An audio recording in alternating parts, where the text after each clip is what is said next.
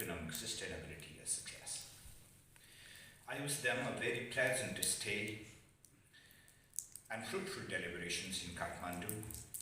My special welcome to the chief guest, Professor Bola Thapa, and distinguished keynote speakers in all three different themes of the conference, Professor Subramaniam, Professor Rose, who is present virtually, and Secretary Wagle.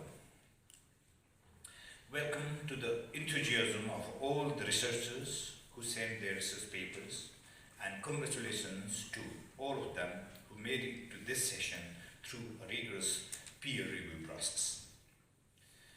This indeed is the indispensable key to the success of this conference. The issue of trade for Nepal and our economy is tragically passive. In official figures, Nepal's trade deficit at present stands about 45% of the nominal national GDP, and unofficially it is estimated to be just double of that, including the informal and illegal cross-border trade, massive under-invoicing on import values, and chronic corruption in the revenue administration. Similarly, in official figures, export-import ratio of Nepal is approximately 1:10, but in real terms, it is estimated to be way above 1:20. Nepal has a massive dependence on imports of almost everything from daily essentials, FMCGs, medicines,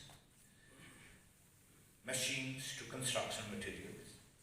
About 85% of Nepal's foreign trade is only with two immediate neighbors, India and China.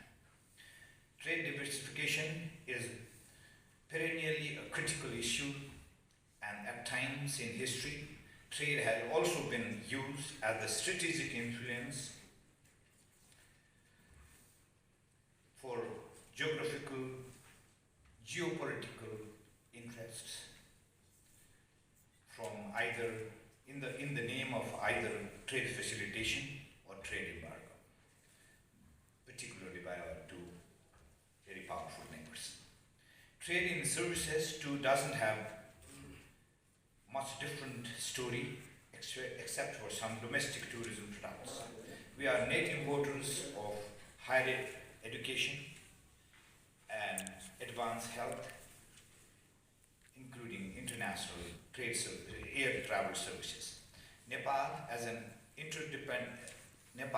import-dependent economy, therefore, ironically, has but no alternative to believing in and practicing trade. Trade, ideally, the exports should be able to contribute to economic growth and economic development.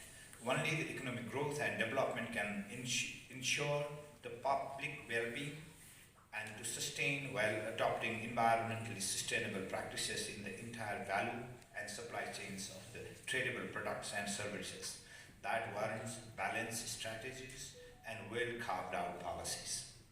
The saga of Nepal's production and trade Darwinism is sadly rather ominous in multiple facets. Nepal is celebrating 19th year of her accession to WTO since 2004.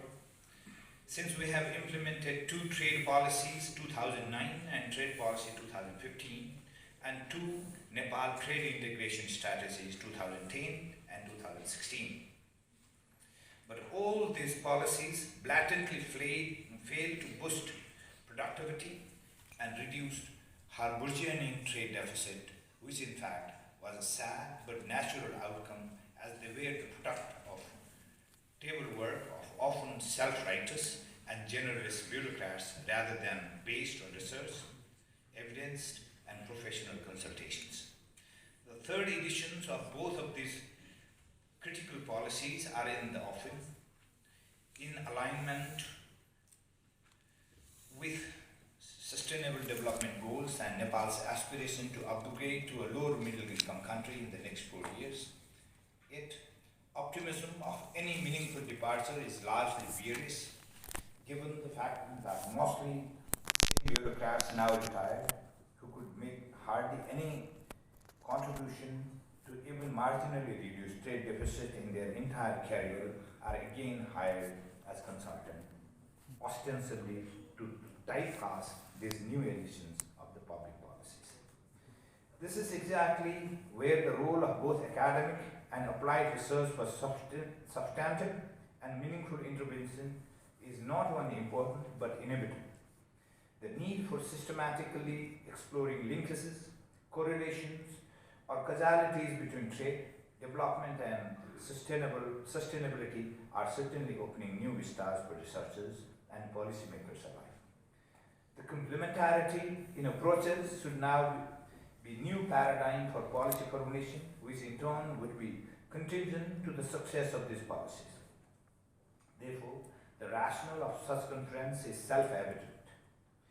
In the highly interconnected and interdependent contemporary world, the importance of international approach and perspective on research cooperation and dissemination of research results can hardly be overemphasized. The support from the global multilateral entities like WTO helps to make these endeavors truly international and also provide great sharing opportunities among the nations as evidenced by the WTO Chairs Program. In particular context of South Asia, the subcontinent that shares same sea shores for port services and trade logistic infrastructure, any effort on economic integration through reduction in trade barriers, adoption of new technologies, new paradigms like sustainable economic practices, and policy calibration hold special significance towards optimizing the benefits from the trade. As the common dominant feature, the SMEs serve as the mainstay of our regional economic ecosystem and inclusive growth features. Farmers and women are critical stakeholders in them, capturing them in our research and inferences by duly recognizing their contribution in productivity, employment generation, and social upliftment is a precondition to depict a true picture of our economies and their interactions. Finally, when Nepal enters into the next phase of implementation of WTO Chairs Program, Kathmandu University School of Management plans to set up a national trade center with the objective to focus on continuous policy reviews, increase the trade and entrepreneurship related research, and to enhance engagement with all relevant stakeholders, including our international partners. I look forward to support and cooperation of all to make it a vibrant academic center. Once again, I would like to welcome you in this conference and expect your active and meaningful participation throughout these 2 days. Thank you very much.